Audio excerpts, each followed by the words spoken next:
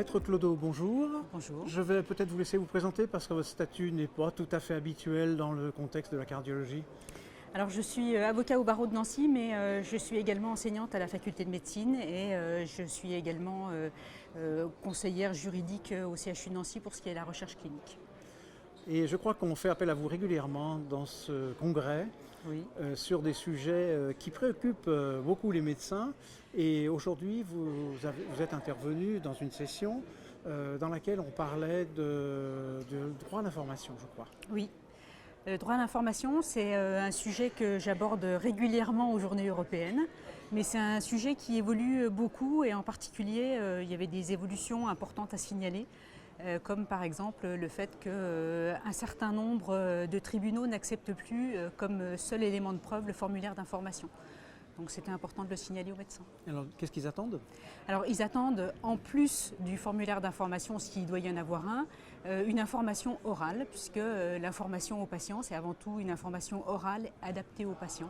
Et donc on attend une traçabilité dans le dossier. Ils ne font pas passer l'examen de première année de PCEM. Non. Mais on devrait les faire passer. Et est-ce qu'en pratique, c'est réalisable, c'est réaliste Alors, en pratique, c'est assez difficile, hein. Je trouve que les exigences des tribunaux sont quand même assez élevées, notamment en ce qui concerne l'information sur les risques. La barre est assez haute. Puisque la loi dit information sur les risques fréquents ou graves normalement prévisibles et certains tribunaux vont jusqu'à exiger l'information sur les risques exceptionnels. Et là, je trouve que c'est dur pour les médecins d'une façon générale parce que pour des raisons éthiques, c'est difficile d'expliquer aux patients qu'il n'y a ou pas de risque ou il risque de mourir. Je me vois mal en consultation dire à un médecin, c'est un peu comme chez les avocats, on ne dit pas aux patients ou on ne dit pas aux clients Condamné. Vous allez aller faire 30 ans de prison. Et par exemple, dans le domaine du médicament, il y a une classification maintenant qui dit le risque est à 1 pour 10 000, 1 pour 1000, oui. 1 pour etc. Est-ce que pour le médicament, ça sert à quelque chose de ce point de vue-là? Est-ce que ça sert à mettre la barre à un certain niveau? Ou est-ce que pour d'autres thérapeutiques non médicamenteuses, on a l'équivalent où on peut se raccrocher aux branches sur quelque chose qui ressemble? Alors en fait, le juge a la part belle dans cette histoire parce qu'il exige du médecin une information, qu'il informe le patient sur les risques, ce qui peut être normal, mais ni la loi ni la jurisprudence ne définissent finalement ce que c'est qu'un risque grave, ce que c'est qu'un risque fréquent ou ce que c'est qu'un risque exceptionnel. Donc la définition est dans les mains de l'expert. Et donc c'est très expert dépendant et ça devrait être littérature dépendante, mais malheureusement on retrouve peu de traces de calcul de risque dans la littérature médicale. Donc je confirme que c'est quand même un peu dur pour le médecin. Je comprends. Et est-ce que les médecins ont les moyens de se raccrocher à quelque chose? Il n'y a pas moyen du tout. Ou est-ce qu'ils sont condamnés à attendre que la barre monte progressivement et que la jurisprudence les mette devant des situations de plus en plus difficiles? Alors bon, là je vais être un petit peu en conflit d'intérêts. Il y a des personnes comme moi qui essayent de travailler sur la façon dont on va délivrer l'information et sur la compréhension de l'information par le patient, avec le développement d'outils qui permettraient au médecin de pouvoir prouver au juge qu'il a bien informé son patient et que le patient, au moment où il l'a informé, a dit avoir compris, avec des éléments qui prouvent que le patient a compris. La vidéo ? Alors oui, on peut faire de la vidéo, mais c'est quand même un système coûteux et contraignant. Hein. L'archivage après. Hein. Oui, et ça pose le problème du droit à l'image, ça pose le problème de l'archivage des bandes. Puis vous imaginez que dans un énorme... Les mutuelles, puis vous imaginez dans les énormes établissements le nombre d'enregistrements. Donc c'est un petit peu... L'enregistrement, c'est un peu compliqué. Non, pour l'instant, le seul moyen de preuve, c'est l'écriture dans le dossier et c'est éventuellement la diffusion de certains outils. Encore faudrait-il les faire reconnaître par les juridictions et par les assureurs. Et on est en train d'y travailler dans l'équipe de recherche que je dirige. Je reviens sur ce que je disais tout à l'heure, c'est que face à on met la barre de plus en plus haut. Et est-ce que les médecins sont démunis? est-ce que la jurisprudence qui s'établit au fur et à mesure ne rend pas les choses de plus en plus difficiles sans que derrière il n'y ait aucun... C'est comme ça que ça se présente? Alors en réalité, je ne devrais peut-être pas le dire parce que certains de mes confrères vont, Dites-le quand même. vont me le produire. Vous savez que ce que je dis dans les congrès, notamment aux journées européennes, ouais. parfois, est produit contre moi dans des procès. Donc maintenant, je deviens prudente.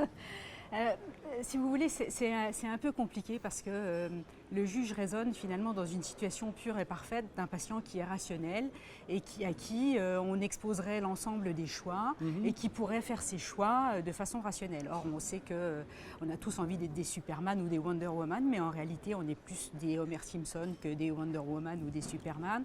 Et donc, nous sommes des êtres d'émotion. Et surtout dans le contexte de la maladie. Surtout dans le contexte de la maladie. On connaît, c'est décrit depuis longtemps, l'effet de sidération dans l'information médicale. Et donc, le patient qui a besoin d'une intervention médicale ou d'un acte médical ou d'une prescription médicale va être sidéré par certains mots. Donc, le médecin peut avoir fait correctement son travail et le patient peut ne pas avoir entendu. Et dans une étude qu'on a réalisée il y a 2 ans au CHU de Nancy, on s'est rendu compte que finalement les patients, c'était du déclaratif, mais les patients surestiment leur niveau de compréhension. Donc finalement ils vous disent ce qu'ils ont compris alors qu'ils n'ont pas trop compris ou rien compris du tout. Et donc c'est un peu piégeant pour le médecin et le juge, lui, considère que finalement le patient était rationnel, donc il doit avoir choisi parmi toutes les alternatives possibles et nonobstant les risques qu'on lui annonce. Or on sait aussi que plus on a de choix et moins on sait choisir. C'est des choses qui ont été démontrées aussi en psychologie. Donc c'est un peu difficile.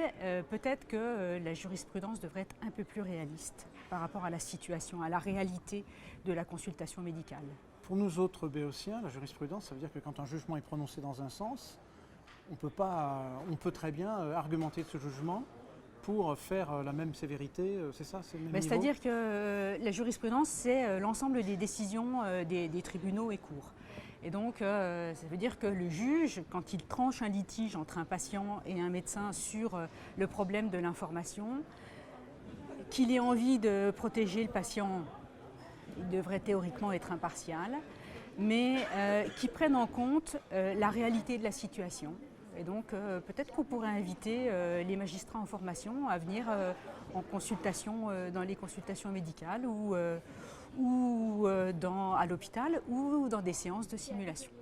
D'accord. Alors vous parlez de simulation, ça tombe bien, parce qu'on ne va pas redévelopper toute la session à laquelle vous avez assisté, mais la simulation, c'est un sujet qui est très à la mode chez les cardiologues, vous le savez, et c'est quand même, on nous l'avance un peu comme le mode de formation idéal. Hors de la simulation, j'ai testé mon geste avant, hors de la simulation, point de salut. Oui. Et donc, est-ce qu'aujourd'hui, il y a des implications légales sur le fait qu'on puisse apprendre certains gestes, a priori, sur des simulateurs ? Alors pour l'instant, l'enseignement par simulation n'est pas obligatoire, hein. C'est fortement conseillé avec, vous savez, le jamais la première fois sur un patient. Voilà. Dans le domaine de la recherche, ça fait longtemps qu'on fait ce jamais la première fois sur un patient, hein, puisqu'on développe des expérimentations soit sur l'animal en prenant en compte la protection de l'animal ou en situation de laboratoire. On pourrait considérer que finalement, dans le cadre du soin, la première fois sur un patient, c'est une forme d'expérimentation au moins pour l'étudiant. Et donc, c'est plutôt une bonne chose pour la sécurité du patient et pour la sécurité des étudiants qu'on procède par simulation. Hein. Dans toutes les autres activités à risque, hein, si on prend les pilotes de ligne, leur formation se fait par simulation. Donc, mais le médecin, en tout cas, à la fois. Oui, oui, oui. C'était une grosse nuance. Le médecin, en tout cas, à la fois, mais vous savez qu'il y a plus de décès par événement indésirable grave que décès par accident de la route. Je crois que les chiffres qui sont annoncés par le réseau des CHU de France, ça doit être à peu près 400 000 décès par an.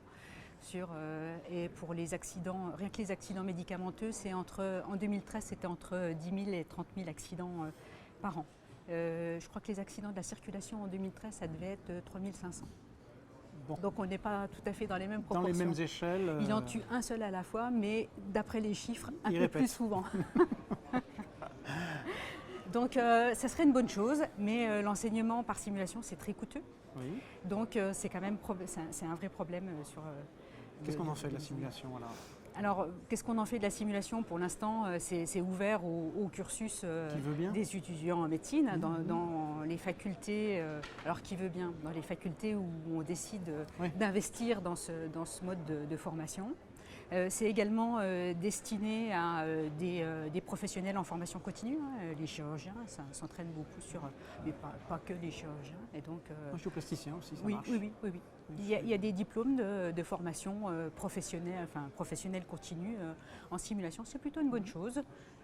C'est plutôt une bonne chose sur la formation initiale, c'est plutôt une bonne chose sur la formation continue. Ça pourrait être aussi utilisé en remédiation pour, par exemple, corriger les comportements déviants de ceux qui ont provoqué les 400 000 ou accidents Pour eux tout seuls. effets indésirables graves.